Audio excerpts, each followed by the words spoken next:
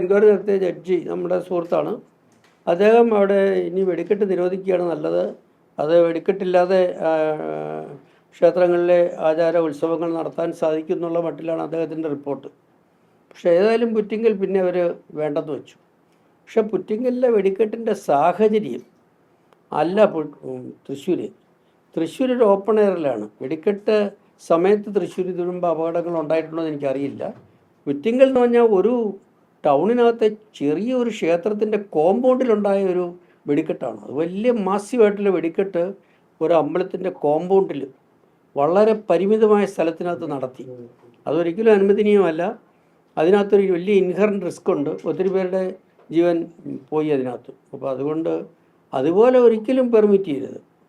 അതായത് ജനങ്ങളുടെ നടുക്ക് വെച്ച് വെടിക്കെട്ട് നടത്താൻ അനുവദിക്കരുത്. അപ്പോൾ പുറ്റിങ്കൽ സംഭവിച്ചത് അതാണ്. അവിടെ ഒരു ബിൽഡിങ്ങിനകത്തേക്ക് തീ പറന്നു ചെന്ന് അതിന് കംപ്ലീറ്റ് തീ പിടിക്കുകയാണ് ചെയ്തത്. ഈ മുണ്ടത്തിക്കോട് അന്വേഷണത്തിന്റെ പരിധിയിൽ എന്തൊക്കെയായിരിക്കും വരെ, ഏത് രീതിയിലായിരിക്കും? അല്ല, അതിപ്പോൾ മുണ്ടത്തിക്കോടിൻ്റെ അന്വേഷണ പരിധിയിൽ ഗവൺമെൻറ് ഏതൊക്കെയാണ് ഉൾപ്പെടുത്തുന്നത് എനിക്കറിയില്ല. ടേംസ് ഓഫ് റെഫറൻസ്, ജുഡീഷ്യൽ കമ്മീഷൻ്റെ ടേംസ് ഓഫ് റെഫറൻസ് ഫിക്സ് ചെയ്യുന്ന ഗവൺമെൻറ്റാണ്. ആ ടേംസിനെ കുറിച്ചെല്ലാം എൻക്വയറി നടത്താം. പിന്നെ കമ്മീഷന് ഉചിതമെന്ന് തോന്നുന്ന അതുമായിട്ട് ബന്ധപ്പെട്ട കാര്യങ്ങളെക്കുറിച്ച് ശുപാർശ ചെയ്യണമെങ്കിൽ യാതൊരു കുഴപ്പമില്ല. ഇതിപ്പോൾ ഒരു ജുഡീഷ്യൽ കമ്മീഷൻ്റെ എൻക്വയറി കമ്മീഷനാണ്. അതിൻ്റെ ശുപാർശകൾ ശരിവെക്കണോ, അത് അംഗീകരിക്കണോ, അല്ലെങ്കിൽ ഏത് അംഗീകരിക്കണം, ഇതെല്ലാം ഗവൺമെൻറ്റിൻ്റെ തീരുമാനങ്ങളാണ്. അപ്പോൾ കമ്മീഷൻ റിപ്പോർട്ട് കൊടുത്താൽ ഗവൺമെൻറ് പലപ്പോഴും ഒരു വിദഗ്ധ സമിതിയെ കൊണ്ട് അത് പഠിപ്പിക്കും. എന്നിട്ട് അവരുടെ സജഷൻ വെച്ച് ഗവൺമെൻറ് അത് നടപ്പാക്കും. അപ്പോൾ കമ്മീഷനെ സംബന്ധിച്ചോളം പറയുകയാണെങ്കിൽ പരിമിതികളൊന്നുമില്ല. കമ്മീഷൻ എല്ലാ കാര്യത്തിനെക്കുറിച്ചും എൻക്വയറി നടത്തും, എല്ലാ ഭാഗത്തിനെക്കുറിച്ച് ചിന്തിച്ച് റിപ്പോർട്ട് കൊടുക്കും. അപ്പോൾ ഗവൺമെൻറ് ഇഷ്ടമുള്ള ഗവൺമെൻറ് അക്സെപ്റ്റ് ചെയ്യും. ഏത് റെക്കമെൻഡേഷനാണ് ഗവൺമെൻറ് സ്വീകാര്യത എന്നുള്ളത് ആശ്രയിച്ചിരിക്കും.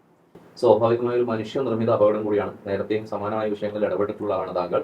അപ്പോൾ ഒരു കൃത്യമായ നിയന്ത്രണം കൊണ്ടുവരിക എന്നതിലുള്ള ഒരു ശുപാർശ നൽകാൻ കമ്മീഷൻ തീർച്ചയായിട്ടും ഒരു കാരണവശാലും അപകടം ഉണ്ടാകാത്ത രീതിയിൽ വെടിക്കെട്ട് നടത്താൻ സാധിക്കുമെങ്കിൽ മാത്രമേ വെടിക്കെട്ട് അനുവദിക്കാവൂ. അപകടരഹിതമായിട്ട് വെടിക്കെട്ട് നടത്താമെന്നുള്ളതിന് നമുക്ക് തെളിവുണ്ട്. എത്ര വർഷങ്ങൾ വെടിക്കെട്ട് നടത്തുന്നു. ഇപ്പം നമുക്കറിയാം, ഇവിടെ അടുത്ത് തന്നെ പുതിയകാവിൽ വലിയ വെടിക്കെട്ടാണ്, മരടി വലിയ വെടിക്കെട്ടാണ്, തൃശ്ശൂർ വലിയ വെടിക്കെട്ടാണ്, നെന്മാറ വേലയ്ക്ക് വലിയ വെടിക്കെട്ടാണ്. അപ്പം വെടിക്കെട്ടെന്ന് പറഞ്ഞാൽ വലിയ ഉത്സവങ്ങളുടെ ഒരു ഭാഗമാണ് വെടിക്കെട്ട്. ഇപ്പോൾ തൃശ്ശൂർ പൂരം കാണാനായിട്ട് 3 മണിക്ക് 4 മണിക്ക് വെളുപ്പിന് ആയിരക്കണക്കിന് ആൾക്കാരാണ് അവിടെ ഇത് കാണാൻ നിൽക്കുന്നത്. അത്ര വിസ്മയ കാഴ്ചയാണ് വെടിക്കെട്ട്. അപ്പോൾ അങ്ങനെ ജനങ്ങളെ നിരാശപ്പെടുത്തുന്നത് ശരിയായിരിക്കില്ല. കഴിഞ്ഞ കൊല്ലം പൂരത്തിൻ്റെ വെടിക്കെട്ട് പകലാക്കി അത് പകൽപൂരമായിട്ട് മാറ്റിയെന്നും പറഞ്ഞ് വലിയ വിമർശനം ഉണ്ടായി. അപ്പോൾ ജനങ്ങൾ വലിയ പ്രതീക്ഷയാണ് വെടിക്കെട്ടിൽ നിന്ന് കാഴ്ചയത്. അതെല്ലാം അവരെ നിരാശപ്പെടുത്തി കഴിഞ്ഞ കൊല്ലം. അപ്പോൾ അതുകൊണ്ട് പൂരത്തിന് വെടിക്കെട്ട് വേണ്ട എന്ന് ഇപ്പോഴും അവർ സ്ഥിരമായിട്ടൊരു തീരുമാനം എടുത്ത ലക്ഷണം ഇല്ല.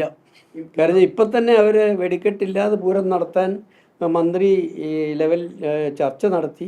മന്ത്രിമാരുടെ പേഴ്സുവേഷനിൽ ഈ സാഹചര്യത്തിൽ വെടിക്കെട്ട് വേണ്ടെന്നായിരിക്കും ഒരു പക്ഷേ തീരുമാനിച്ചത്. ഇപ്പോൾ തൃശ്ശൂർ പൂരത്തിന് വെടിക്കെട്ടിന് വേണ്ട, ഇതുപോലൊരു ദുരന്തം ഉണ്ടായപ്പോൾ അത് പാഠമാക്കി ഇനി വെടിക്കെട്ട് വേണ്ടെന്ന് വയ്ക്കാൻ ആ 2 ദിവസങ്ങൾക്ക് സാധിക്കും. ആർക്കും അവർ നിർബന്ധിക്കാൻ നോക്കിയല്ല, അതങ്ങനത്തെ സ്വതന്ത്ര ദിവസങ്ങളാണ്. പക്ഷേ അവരങ്ങനെ തീരുമാനിച്ച ലക്ഷണമില്ല. അവരിക്കൊല്ലം ഒരു ദിവസം വെടിക്കെട്ട് വേണമെന്ന് തന്നെ പറഞ്ഞ്, പക്ഷേ മന്ത്രിമാരുടെ ഒരു പേഴ്സുവേഷനിൽ, അവരുടെ ഒരു പ്രേരണയിൽ അത് വേണ്ടെന്ന് അവർ വച്ചു എന്നാണ് ഞാൻ മനസ്സിലാക്കുന്നത്. 10 പേരുടെ ജീവൻ നഷ്ടമായതിന്റെ പിറ്റേ ദിവസം അവിടെ പണി പുരോഗമിക്കുകയായിരുന്നു, ഗോകുലത്തിന്റെ പണി നടക്കുകയായിരുന്നു. നടത്തുമെന്നായിരുന്നു ഇവര് നിലപാട് അറിയിച്ചത്.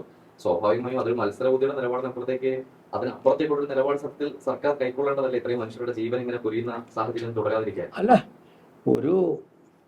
ഇതുപോലെ ഒരു അപകടം ഉണ്ടാകാത്ത ഒരു സിറ്റുവേഷനാണല്ലോ അവരുദ്ദേശിച്ചത്. കാര്യം വെച്ചാൽ ഒരു പാടത്ത് ജനവാസം തീരെ കുറവുള്ളൊരു പ്രദേശത്ത് ഇത് അസംബിൾ ചെയ്യാൻ പോവുക എന്ന് പറഞ്ഞാൽ തന്നെ എത്ര വലിയ പ്രിക്കോഷൻ അവരെടുത്തത്. പക്ഷേ നിർഭാഗ്യവശാൽ അവിടെ അപകടം ഉണ്ടായി. അപ്പോൾ ഒരു അപകടം ഒരു കാരണവശാലും ഉണ്ടാകരുത്, ഉണ്ടായ ജനങ്ങളെ ബാധിക്കരുത്. അതിനുവേണ്ടിയാണ് ഇതുപോലെ ഒരു ഇപ്പം തൃശ്ശൂരിൽ നിന്ന് 10-22 കിലോമീറ്റർ അമ്പലത്തിൻ്റെ പ്രമിസസിലൊന്നുമല്ല ഈ പടക്കങ്ങളും എല്ലാ ഒരുക്കങ്ങളും നടത്തിയത്. ഈ ഒരുക്കങ്ങൾ നടത്തിയത് ഒരു നെൽപ്പാടം പോലത്തെ പ്രദേശമാണ്. TV കണ്ടപ്പോൾ ഞാൻ കണ്ടിട്ടില്ല.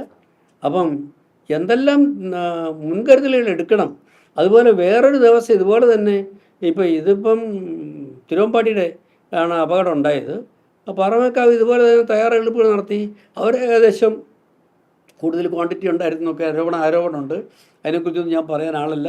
പക്ഷേ ഇതുവരെ ഒരു പ്രശ്നമൊന്നും ഉണ്ടാകാതെ തന്നെ അവർ അതിൻ്റെ പ്രിപ്പറേഷനൊക്കെ ഒരുവിധമാക്കിയായിരുന്നു. അവർ വെടിക്കെട്ടിനും തയ്യാറായിരുന്നു ഞാൻ മനസ്സിലാക്കണേ. പക്ഷേ മന്ത്രിമാരുടെയൊക്കെ സ്വാധീനത്തിൽ അല്ലെങ്കിൽ അത് പ്രേരണയിൽ വേണ്ടെന്ന് വെച്ചു. ആയിക്കോട്ടെ. അപ്പോൾ ഞാൻ പറഞ്ഞത് അപകടം ഉണ്ടാകും എന്നുള്ളത് ഒരിക്കലും പ്രതീക്ഷിച്ചില്ല. അല്ലെങ്കിൽ അത് എത്ര വർഷം വെടിക്കെട്ട് നടത്തി നേതൃത്വം കൊടുത്ത ആളാണ്. ഇതിൻ്റെ മുന്നൊരുക്കങ്ങൾക്ക് നേതൃത്വം കൊടുത്ത ആ പാവം മരിച്ചുപോയല്ലോ. അപ്പോൾ ഇതിനകത്ത് നമുക്ക് ആരെ കുറ്റപ്പെടുത്താൻ അത്ര എളുപ്പമല്ല, അത് ശരിയല്ല. ആരുടെ ഒരു സബോട്ടേജ് ഉണ്ടോ എന്നുള്ളതിനെക്കുറിച്ചും എൻക്വയറി നടത്തണം തീർച്ചയായിട്ടും. വെടിക്കെട്ടിനിടയല്ല ഈ അപകടം ഉണ്ടായത്. അപ്പോൾ അപകടം ഉണ്ടായത് മുണ്ടത്തിക്കുള പറക്ക് നിർമ്മാണശാലയിൽ സംഭരിക്കുന്നതിനിടയിലോ നിർമ്മാണത്തിനിടയിലാണ് ഈ അപകടം ഉണ്ടായത്. സ്വാഭാവികമായിട്ടും അത്തരത്തിലുള്ള ഈ സ്ഥലങ്ങളിൽ ഈ എത്തിക്കേണ്ട അളവുണ്ടല്ലോ, അതിനപ്പുറത്തേക്ക് പരിധി കടന്നിട്ടുണ്ടോ എന്നുള്ള കാര്യങ്ങളൊക്കെ ഒരുപക്ഷെ അല്ല, തീർച്ചയായിട്ടും അത് പരിഗണിക്കും. അതായത് ഈ ക്വാണ്ടിറ്റി, അതുപോലെ അടുത്തടുത്ത ഷെഡുകൾ, അതൊക്കെ അപകടത്തിൻ്റെ വ്യാപ്തി കൂട്ടി. അല്ല, അതിനെക്കുറിച്ചെല്ലാം പഠിച്ചു കൊടുക്കും. ഇനിയുള്ള മുൻകരുതലുകൾ അല്ലെങ്കിൽ തയ്യാറെടുപ്പുകൾ എത്ര